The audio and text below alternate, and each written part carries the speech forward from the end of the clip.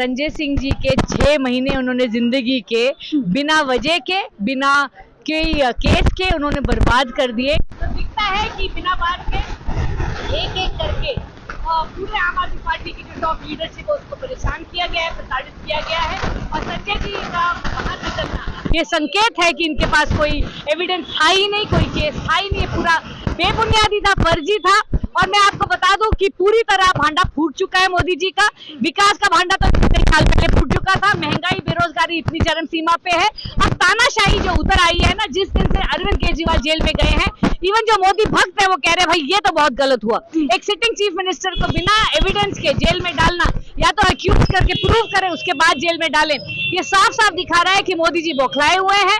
उनको पता है कि उनका संघासन डोल रहा है, उनके हिज डेज आर नंबर्ड। और 100% 4 जून को अच्छे दिन आने वाले हैं, मोदी जी जाने वाले। बिल्कुल, आपने यहाँ पर बात करी संजय सिंह के बारे में बात करूंगी। आज ईडी ने जब उनकी बेल प्रोसीड की, 2-3 बड़ी बातें की कि हम हवा में तीर नहीं मार रहे हैं, सबूत है हमारे पास, और कई जो इंस्ट्रूमेंट है, मोबाइल फोन है, तमाम जो इलेक्ट्रॉनिक होते हैं उसको डिस्ट्रॉय किया गया है। ये ईडी भारतीय जनता पार्टी का एक टूल बन गई है। जो बंदे 25 लोग ऐसे हैं जिनके ऊपर ईडी का केस था, जब उनके जैसे उन्होंने भारतीय जनता पार्टी ज्वाइन करी, इंडियन एक्सप्रेस में आज पूरे फ्रंट पेज पे न्यूज है कि उनके केस कैसे खत्म हो गए। अगर किसी ने गलत काम किया है, जैसे भारतीय जनता पार्टी का वॉशिंग मशीन में घुसो तो आपके सारे पाप धुल जाते हैं। हमारी ईमानदारी का सबसे बड़ा सबूत ये है कि हमें वो तोड़ नहीं पाए, खरीद नहीं पाए, डरा नहीं पाए, धमका नहीं पाए। 1.5 साल से जेल में जाने के बाद भी आम आदमी पार्टी का कट्टर ईमानदार नेता आज भी आम आदमी पार्टी के अंदर खड़ा हुआ है। बाकी पार्टियों के तो घुटने टेक देते हैं, लेकिन ये शहीद भगत सिंह का खून है जो हमारी रगों में जा रहा है। और इसीलिए ये भारतीय जनता पार्टी डरती है तो सिर्फ आम आदमी पार्टी से। अरविंद केजरीवाल मोदी जी का काल बन के उठेंगे, उनको जेल में डाला है। अब देखिएगा 100% अभी हारेंगे। भ्रष्टाचार आपको पता है और सारे बच्चे को पता है कि मोदी जी जैसा भ्रष्ट प्रधानमंत्री आज तक हमारे देश ने कभी देखा ही नहीं। इलेक्ट्रल बॉन्ड्स के माध्यम से इन्होंने ना कि सिर्फ पैसे लिए, लूटने का, वसूली का काम किया जो आज तक किसी सिटिंग प्राइम मिनिस्टर ने नहीं किया। तो भ्रष्टाचार के जो एक एक केस खुलेंगे, जो पीएम केयर्स में जो इन्होंने कोविड के टाइम पे घोटाला किया, लाखों करोड़ रुपए लोगों का, गरीब आदमी का इन्होंने लूटा है, अब उसकी भी सफाई मांगी जाएगी।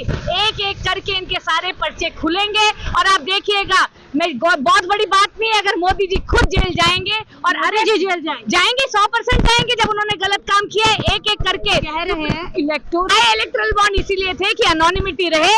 वो जो उन्होंने कोड इलेक्ट्रल बॉन्ड के पेपर पे लिखा है वो ट्रांसपेरेंट इंक से ही दिखता है, वो यूवी लाइट में ही दिखता है। तो इन्होंने 100% पूरी प्लानिंग कर ली थी कि चोरी करेंगे। लेकिन राम जी का जो इन्होंने दुरुपयोग किया राजनीति के नाम पे 22 जनवरी को, उससे भगवान भी नाराज हो गए। अब उनका काल शुरू हो गया है। सबसे पहले मेयर इलेक्शन चंडीगढ़ में जो इन्होंने घपला किया वो सीसीटीवी पे कैमरा हुआ, कैप्चर हुआ। ये मैं बता रही हूँ, ये भगवान का हाथ है जो एक एक करके इनके सारे काले कारनामे निकाल के ला रहा है। इनका पर्दाफाश हो चुका है। दूसरी बात, इन्होंने कहा कि इलेक्ट्रल बॉन्ड का डेटा नहीं देंगे एसबीआई। सुप्रीम कोर्ट ने कहा भाई कल दे दे। अगले दिन निकल के आया कि 6000 करोड़ की सिर्फ घोटाला नहीं है, वसूली का काम किया है मोदी जी ने।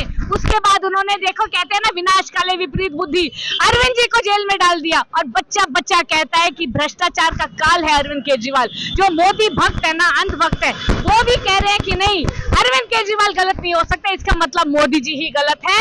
और अब अरविंद केजरीवाल भी बाहर निकलेंगे, जेल के ताले टूटेंगे, एक एक करके हमारे सारे नेता निकलेंगे। गठबंधन लगा